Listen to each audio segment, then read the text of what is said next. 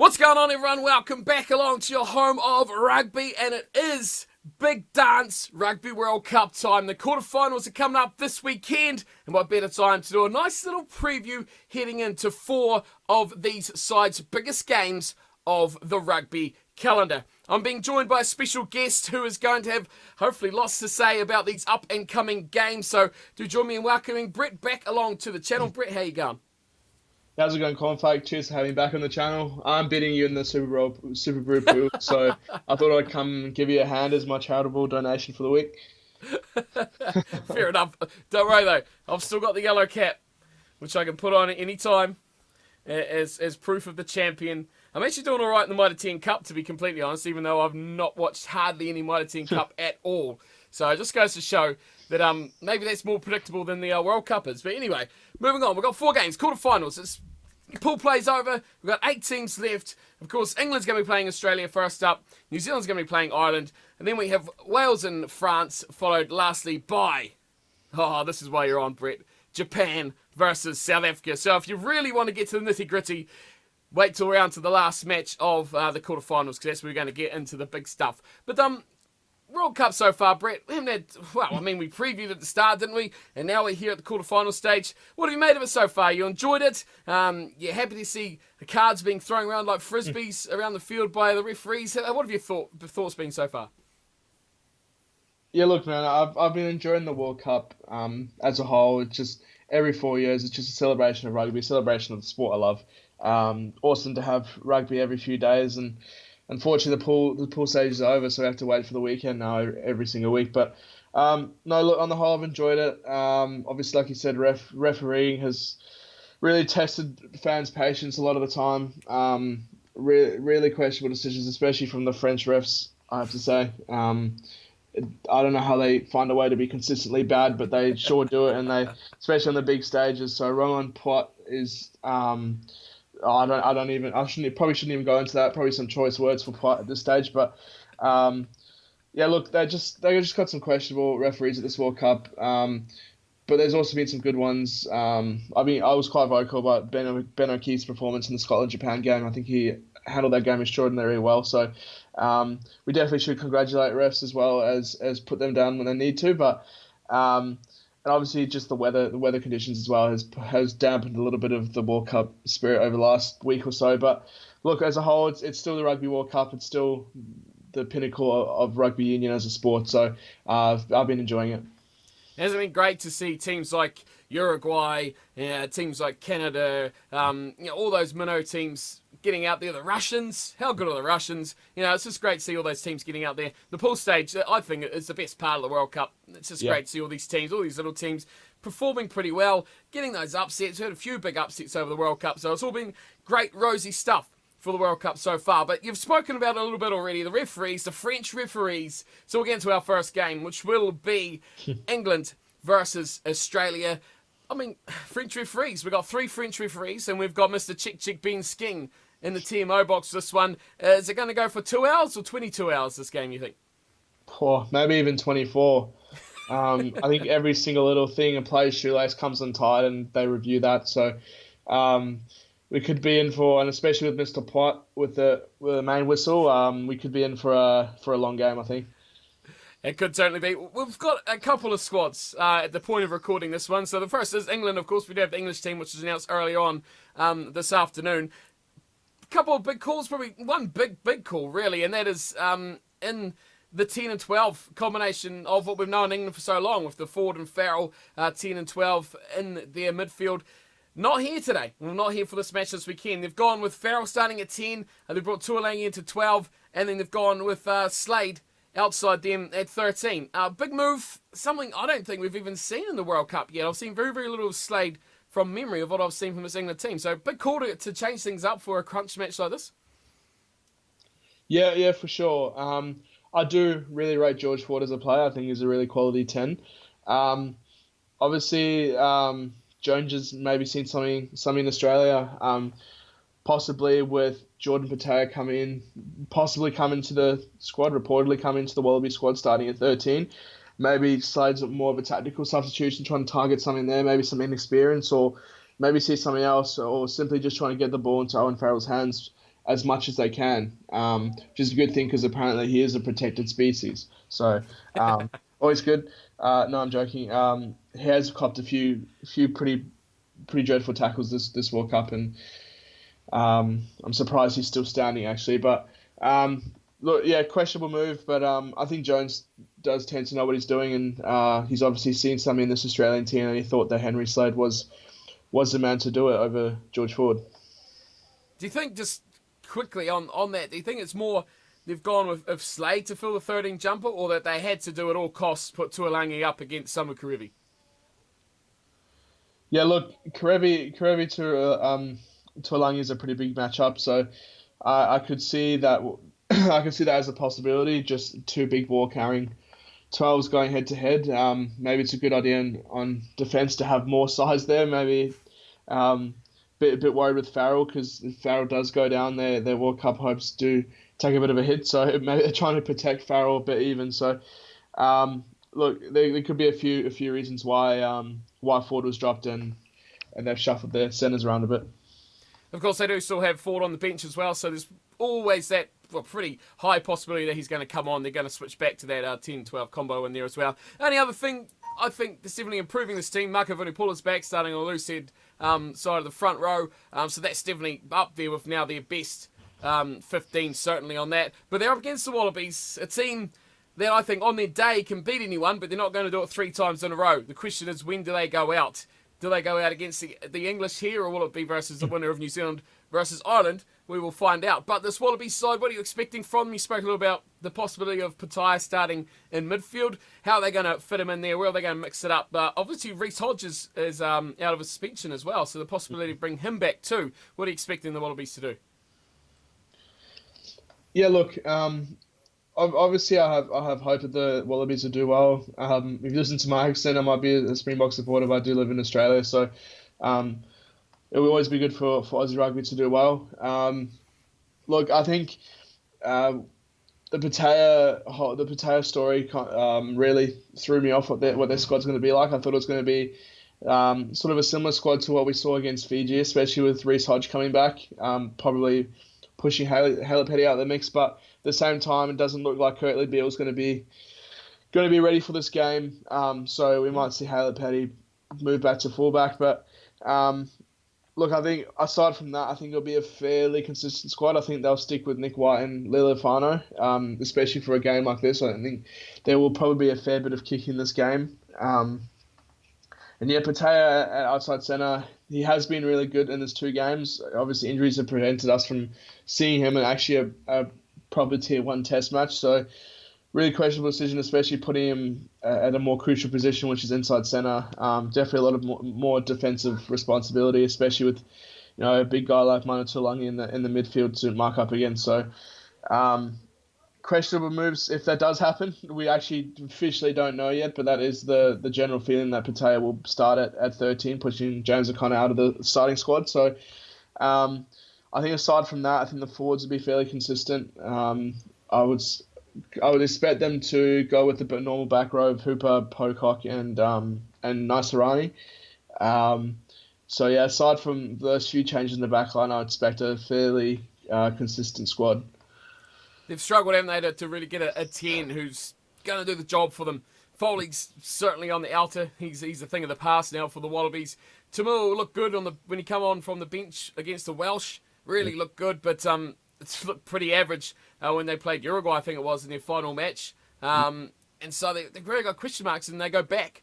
That's what they had before, and I'd expect too Leali'ifano will be the one to take their number 10 jumper. It's a huge game. Big game. Cheika versus Jones. And it's the old rivalry too, isn't it? England and Australia. I mean, the Ashes, rivalry in cricket. It's the old school. It's the old firm. But who's going to be going on to the semi-finals? Only one can go through. Who's going to be our first semi-finalist of the Rugby World Cup 2019? Yeah, look, as much as I would want Australia to win, and I'll definitely be supporting them on the day, I think England will take this. I don't think Cheika's team has matched up with Jones's teams very well over the last few years. Obviously, getting swept in, I think it was 2016, was a pretty ordinary result for Australia. So I think England will win this. They're looking pretty dangerous. at the same time, it's a bit hard to judge England because that we haven't really seen them fully tested. The game against France being cancelled, and then obviously when they played Argentina, that red card sort of had a huge effect in the game. But they have looked good leading up to this World Cup, so I've got England by 13. Ooh, going big. England by 13. I'm agreeing with you. I'm going to England as well, but not by that much. I've only gone England by 6 to go over. So, close one. I think it's going to be a tight match. Either side could certainly win. I think either side could win any of these quarterfinals. That's how close, that's how good the Rugby World Cup is this year. But we're both going England to make it through to the semi-finals. Who they'll be playing will be decided between New Zealand and Ireland. Now, we do have the All Blacks side for this second quarterfinal. Big call here. Again, much like it was for England in the midfield and predominantly in that number 12 jumper. No Ryan Crotty. Instead, they've gone with Anton Lienert-Brown. No question there. One of the best players in a black jersey this year. But Jack Goodhue will partner him at 13. What have you made of that? Yeah, look, I think it is definitely that they have been trialing their centers for quite a long time. I think it's been one of the sort of positions in the All Blacks field that has been relatively undecided over the last few years. I've tried a lot of different combinations. Lienert-Brown and Goodhue have been pretty decent this year. I think they're rewarding that form. I think in terms of attacking, I think those two will pair really well together, and I think they'll cause some problems for Ireland. I think what Jack Goodhue gives him the nudge is his defensive work. Very good defensive player. Not probably the attacking threat that others can be in his position, but so good defensively. And off the bench, Sonny Bill Williams is there, so no Ryan Crotty even in the 23 at all. I think they're looking for the future as well here. Ryan Crotty, clearly, his days are numbered. This is probably going to be the final hurrah for him in a black jersey. These guys are the future. Anton Lienert-Brown, these guys are going to be around for at least another World Cup, if not 2 World Cups. The way they can go. So this is going to be the future of All Black Rugby in the midfield. So that's going to be huge to get those guys in there, get that experience. And if they can take them all the way, that's going to be massive for their confidence, for furthering their career. Also on the forward pack, Brodie Retallick, 30 minutes of action under his belt so far. Is he going to be match ready? Is he going to be coming out to Ireland to play 60 minutes, or are we just going to see a bit of a 40-minute stanza from him before we see someone like who's on there, Scott Barrett, come on to take his place? Look, I don't think that Hansen would pick him if it was only going to be for a short stint. Obviously, they're fairly confident, and he has said in press conference that he's fairly confident in Retallick. Retallick on his day is definitely the best lock in the world, and he has been for a while. Best lock, if not best player. The impact he brings to a game is immense. He's an awesome player. But like you said, having a guy like Scott Barrett on the bench is pretty handy. So they'll probably take it how it goes, see how he's going. If he's maybe not completely up to the pace of the game, it's really reassuring for New Zealand that you have a guy like Scott Barrett on the bench who they can call to and who can easily play 60+ minutes if he's needed.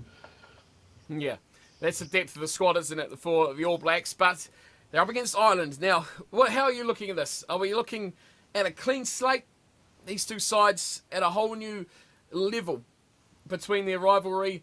Or are you looking back on this and saying, Ireland's won 2 out of 3 last test matches between their sides. They've got the advantage. Yeah, imagine coming first in the pool and having to play Ireland. Look, I don't know. Maybe this time last year, I would have said this would be a very, very tricky game for New Zealand. I probably still will be, but not to the extent I would have said it would be last year. This Ireland team obviously has matched up quite well with New Zealand over the last few years, winning 2 out of the last 3, like you said, and winning the last meeting between these two. But look, Ireland have struggled a little bit at this World Cup. Obviously, that loss to Japan wasn't great, but Japan have been good, but they haven't looked too great in the other games either. They've struggled a little bit. They've shown a really, really big reliance on Johnny Sexton, which is someone the All Blacks will definitely target. So I think it's still going to be in the back of the All Blacks' minds that this Irish team has figured them out quite well over the last few years, but they're also far from their best. So it's definitely a tough one to call, I'd say. I said last year, and got pretty well abused for it as well, that Ireland had peaked end of 2017, start of 2018 sort of season, and that they're on the wrong side. That should have been their World Cup. Like, their World Cup should have been this time 2 years ago, and they would have been good enough to win it. Yeah, they would have been good enough to go all the way. Since then, they have gone on a decline massively. Six Nations was a bit of a flop for them. And then it comes the World Cup, and they've looked far from convincing. Of course, they got thumped by England, but then did come back well to beat the Welsh.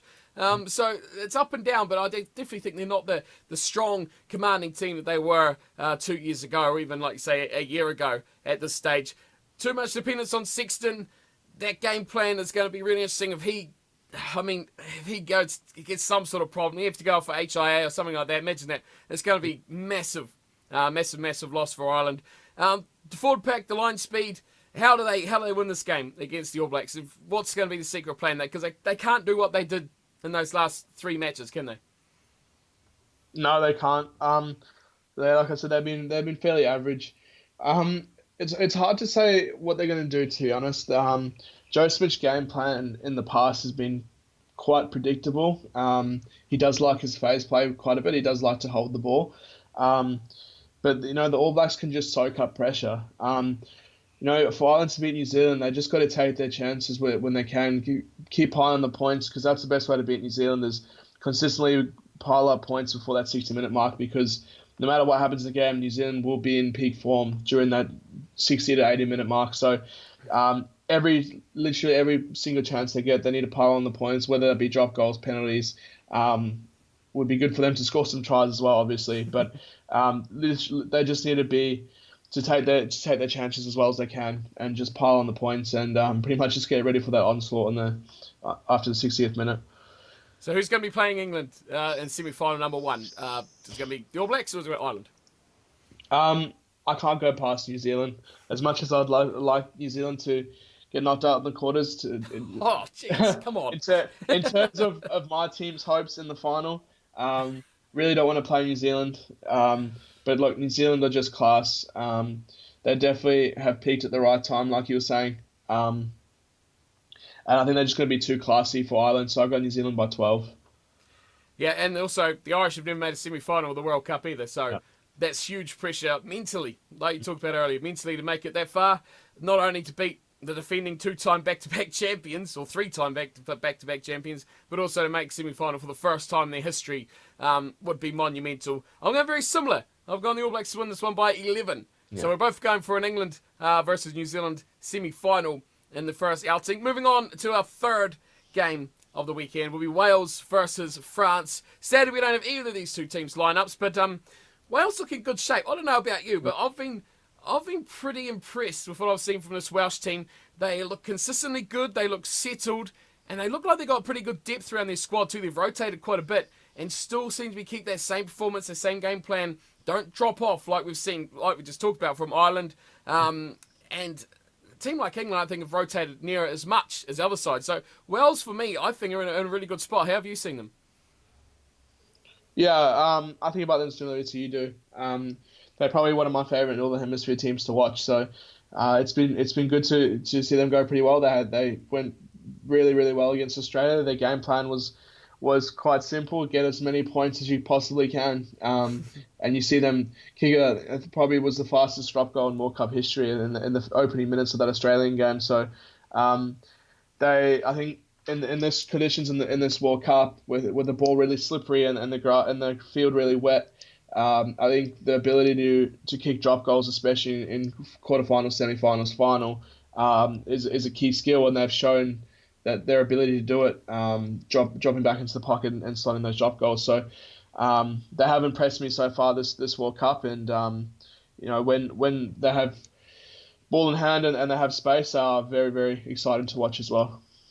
Yeah, they do indeed. I was a bit concerned about the Welsh side. With, like many other sides, their frailties, the number 10 jumper, with Dan Biggar seeming to be the only guy that can get the job done. But coming through this, they seem to have really got through that. Reece Patchell, I think, has been just about as good. And if you're watching from an unknown perspective, you'd say that guy probably deserves to be looking in the starting spot of what he's been doing against what Dan Biggar has been doing in the starting role. So I think they're quite well suited. Do you think they're going to change anything for France? They'll know France, obviously, from the Six Nations. So you think they're going to be fairly knowing what to expect from this French team?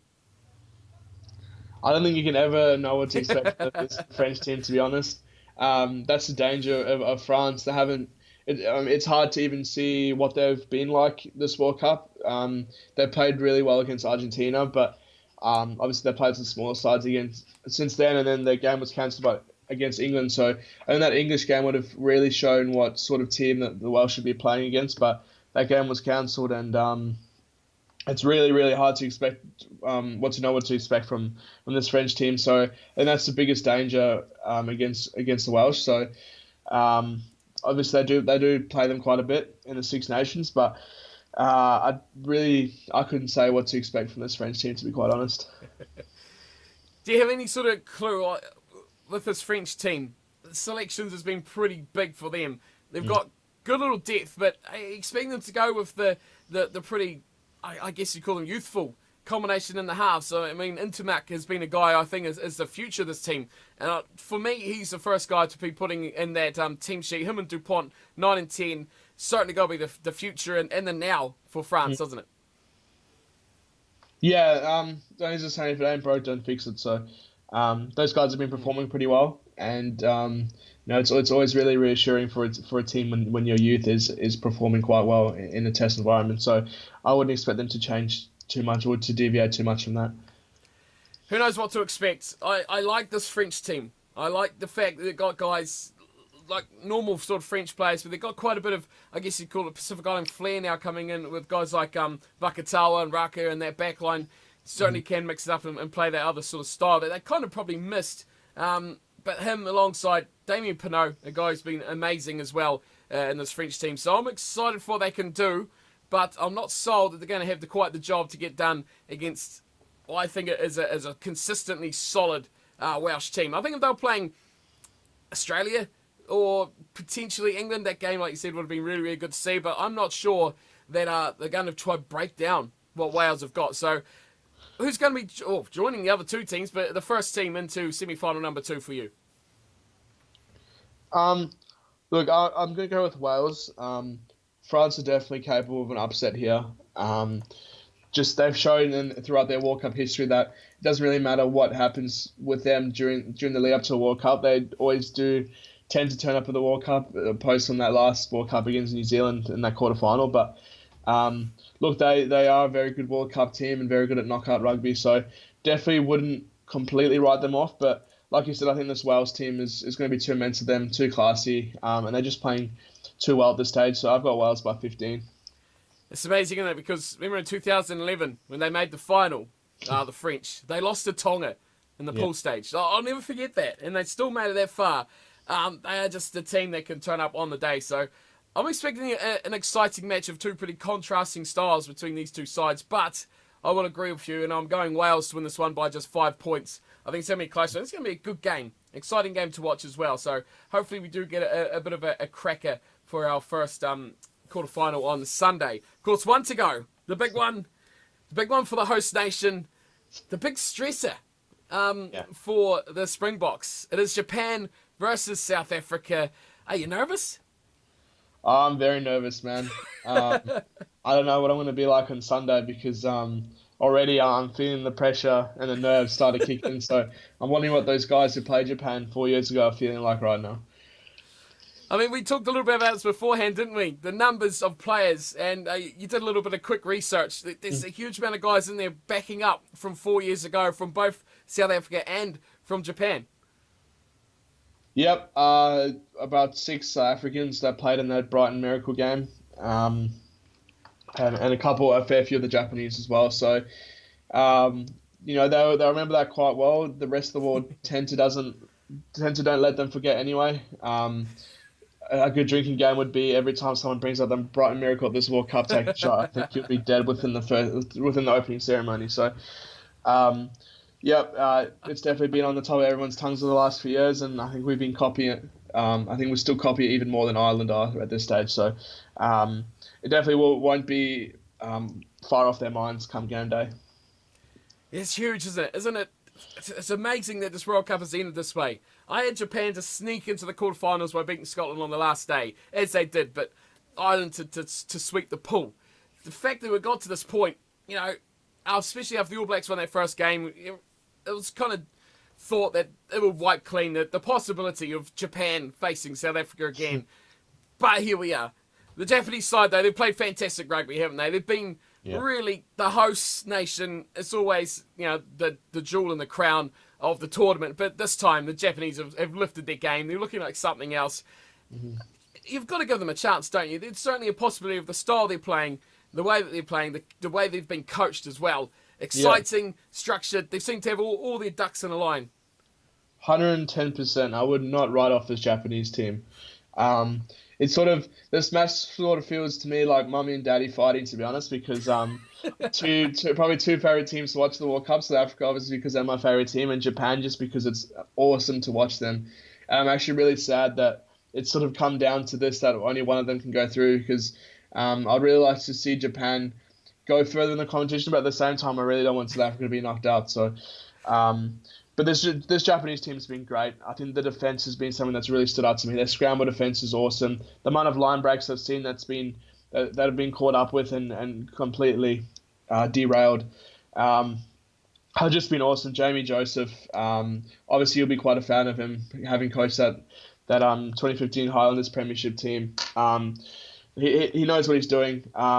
The best thing about this team is Joseph actually. This is actually the Sunwolves B team this year, so he did that strategically, so they'll be very, very familiar with each other, and you can see how familiar they are with each other. The amount of no-look passes and things of that nature that these guys do, they're just on the same wavelength, and they show that in both attack and defense. The communication between these guys is awesome, and they just play purely as a well-rounded team, and they're probably one of the most dangerous teams in this World Cup. I don't see, if Japan win this game, I don't see it as an upset in any regard. Ooh, that's a bit cool. That's a very bold call. They look good, don't they, Japan? I mean, the way they support their runners, the way they know, like you say, they know what each other are doing, they know where they're going to be, they know the plan, they know the story. They're just so dangerous. And they got Fukuoka back in this team, made a massive difference. I mean, I really found Scotland in that last pool play, we're really focusing on Matsushima, who's been tearing the tournament apart while Fukuoka's been out. Now there's both of them there. It's kind of like, crap, they got danger on both wings. We can't shut down one side because these guys are crazy on both sides. When you've got an outside centre like Lafaeli who can offload and create holes by taking out 2 or 3 defenders, it just gives these guys so much space, and they are a massive, massive danger. Springboks have named their team, though. They will be taking on this Japanese side. Any real surprises? I mean, it's pretty cut and dry, isn't it? The Springboks, they've really pulled no punches. You could have probably named this team at the start of the tournament, couldn't you? Yeah, for sure. Rusty Russell has really found a starting 15 that he likes, and he's largely stuck to it in the bigger games. Now that I praise Japan, I think I equally need to praise my team, the Springboks. They've been great this World Cup. Obviously, we lost New Zealand. Refereeing was a bit questionable, but I won't delve into that. Thank you, Mr. Port. But the Springboks have been great. They obviously haven't played really quality opposition since New Zealand. But at the same time, they've won their games against the smaller nations in pretty great fashions, pretty much demolishing through everyone else. So this team is really, really deep team, probably one of the deepest Springbok teams I've seen probably since 2007, if not before then. Definitely one of the deepest Springbok teams I've ever seen. And they just play really well together. The atmosphere within the camp is really, really good. Unfortunately, there have been people in South Africa trying to derail the chemistry with really bogus racial allegations and whatnot, and everything happening with Evan Etzebeth at this point. And sadly, there are people trying to derail this camp a bit, but I think in terms of inside the actual camp, I think they're in really, really good spirits, and they're playing extremely good rugby at this point. What have you made of the fact that they've gone for a pretty forward-heavy bench, choosing only 2 backline replacements in Herschel Yankees and Frans Steyn, expecting the game plan from the Springboks to be pretty 8-man dominant, big runs, big ball carries, not much excitement play out the back line. You see Pollard's probably not going to see much of the ball. No. Rusty's sort of favoured that 6-2 split this whole World Cup, and I sort of predicted it. I think he's pretty set with Herschel Yankees and Frans Steyn as the 2 backs. Obviously, the the benefit with France Stain is he can pretty much play anywhere in the back line, probably aside from wing and scrum half. So a really versatile guy, which is a strength that France Stain brings. But Rusty really likes his forward play. Plays a lot of forwards, run a lot of ball, especially guys like Peter Toy, Khaleesi. Really, really versatile guys in that back row who can run the ball as well as a lot of backs in world rugby. So it pretty much shows the game plan, very forward dominant. South Africa do tend to like to bully the opposition pack, which is shown especially against smaller teams. I think the Namibian game was a pretty big example of this game plan. They just absolutely bullied them. Really ugly game from a neutral standpoint a lot of the time. But they have shown they can also switch it up, and they played a lot differently against Canada, using their backs a lot more. So I think that 6-2 split really shows what Rusty's thinking, and he's looking to target this Japanese pack, I think. Slow it down. Business time. Yeah. Get down to action. That's what he's all about. I think it's going to be much like we talked about before with France and Wales, contrasting sides, because Japan will want to throw it. They'll want to spin it. They'll want to go wide and give it to those danger players. So there's going to be a lot of work for the Mapimpis, the Colbys, the Lerouxs of this team to try and shut this down. Set piece is going to be huge. The scrum, who gets the upper hand there, I don't really know. But that's going to be big. I think that's where South Africa really want to try and dominate it. Try to get that scrum set piece. Try to dominate the line out. Try steal ball. Upset any structure sort of play that Japan can get. Whether they can do that or not, we will see. You'd certainly back them to do it, but who knows how this one's going to be. You just can't. Japan are like the new France and the new Australia on their day. They can now be fantastic. And I mean, are we going to see them in the Rugby Championship soon? Who knows? Who knows? That's what everyone's talking about now. Everyone wants a piece of Japan. Who's going to be joining Wales in semi-final number 2? Will it be Japan, the hosts, back for another week? Or will the Springboks deal to the demons of the past? Look, I can't go past South Africa just in terms of just from an unbiased perspective. I just think that the Springbok team is the best Springbok team we've seen for a while. And they're really well coached by Rassie Erasmus, and I have a lot of faith in Rassie.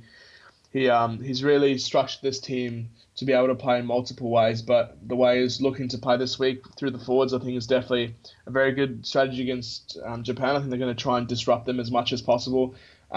Sticky with a guy like Damien Diolinde in the midfield shows that he really favours that defence. He's really looking to block off those midfield channels for Japan, where they like to spin off a few of those inside passes that have been quite deadly against teams like Ireland and Scotland this World Cup.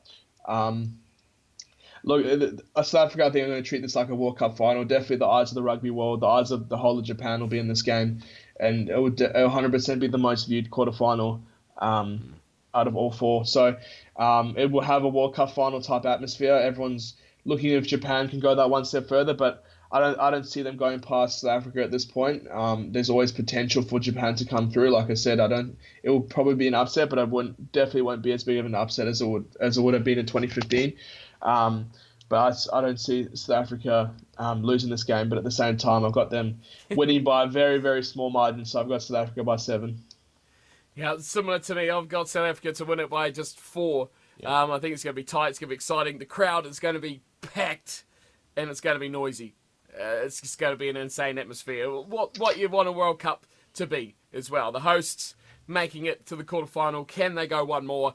We will see Sunday night for that one. We're both going to South Africa, so by our reckoning, it would be England versus New Zealand, semi-final 1, and Wales versus South Africa, semi-final 2, which should be fairly interesting semi-final matchups. But that is it. That is our quarterfinal preview for this weekend's action. Let us know, of course, what you guys think in the comments section below, of course, as well as you can tune in and see what we all think on social medias and things like that as well. If anyone wants to get a hold of you, Brett, thanks for coming on, as per always, sir. But anyone wants to send you some abuse for doubting Japan, where can they go?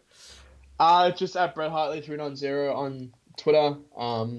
Look forward to your critiques or sledges of me if you did not appreciate my digs at England and New Zealand. But looking forward to the World Cup quarterfinals, and hope there's a bit of banter over the weekend as well on Twitter. So I look forward to seeing you there.